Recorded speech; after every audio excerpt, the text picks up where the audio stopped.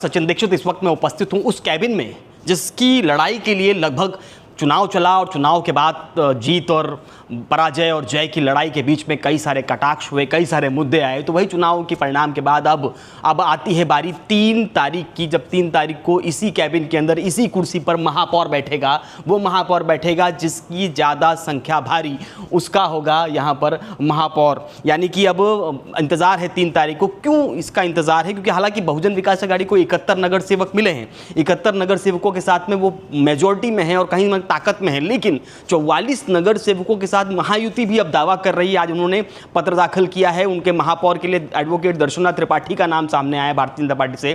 तो वहीं दूसरा नाम नारायण मांजरेकर जिनका नाम सामने आया है उप महापौर के लिए, दोनों ही नाम दिए गए हैं। इसी के साथ साथ इधर बहुजन विकास अघाड़ी की बात करें, बहुजन विकास अघाड़ी में 2 महापौर के लिए नाम दिया गया है। अज्जू पाटिल का नाम दिया गया है, प्रफुल्ल साने का नाम दिया गया है। तो वहीं उप महापौर के लिए 2 नाम दिए गए हैं, मार्शल लोपिस और एक नाम कन्हैया बेटा भोयर। इन दोनों ही नाम की चूंकि ये 4 इधर नाम आए हैं, उप महापौर और महापौर, और यहीं कहीं ना कहीं भारतीय जनता पार्टी की तरफ से भी महापौर उप महापौर के नाम सामने आए हैं। लेकिन उस दोनों ही नामों के बीच में, दोनों ही पार्टियों दलों के बीच में 3 तारीख तय करेगा कि आखिर बहुमत किसके पास है और किसका महापौर बैठेगा। लेकिन इस वक्त मैं जिस कैबिन में खड़ा हूं ये महापौर का कैबिन है। आप ये देखते हैं यहाँ पर चेयर होगा, इसी कार्यालय में बैठकर महापौर शहर वसई विरार महानगर पालिका की जनता के लिए निर्णय लेंगे, इसी पटल बैठकर। तो वहीं पर ये बैठक है, यहाँ पर आप देख सकते हैं यहाँ बैठने के लिए व्यवस्था की गई है।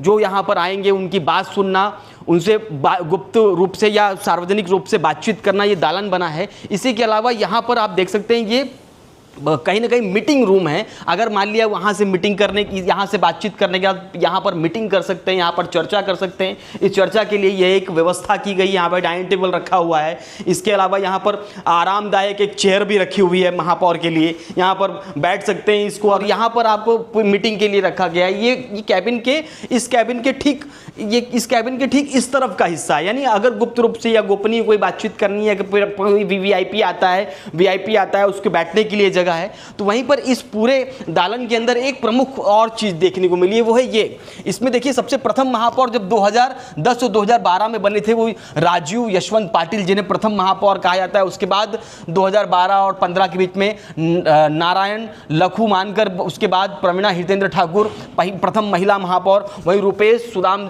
जाधव जो 2017 और 19 के मध्य बने। तो वहीं प्रकाश दुमा रॉड्रिक्स प्रभारी थे उस समय, चूंकि थोड़े दिन के लिए उनको प्रभारी के रूप में बनाया गया था। वो थोड़े दिन के लिए ही बने थे, मात्र कुछ महीनों के लिए। उसके बाद प्रवीण शेट्टी जो इस समय गढ़ नेता हैं बहुजन विकास अघाड़ी के बनाए गए हैं, उनका नाम सामने आया। यानी कहीं ना कहीं ये संपूर्ण माहौल के बीच में अब इस आपको कैबिन के अंदर नजर आएगा महापौर। तो वहीं इसी महापौर कार्यालय के ठीक अंदर आपको श्री कृष्ण भगवान की एक मूर्ति नजर आएगी। श्री कृष्ण भगवान और गणपति बप्पा की मूर्ति। श्री कृष्ण भगवान जो थोड़े दिन पहले द्वारिकाधीश मंदिर का निर्माण हुआ और उसके बाद पूरे शहर में द्वारिकाधीश भगवान का नाम संपूर्ण बैनरों में भी नजर आया।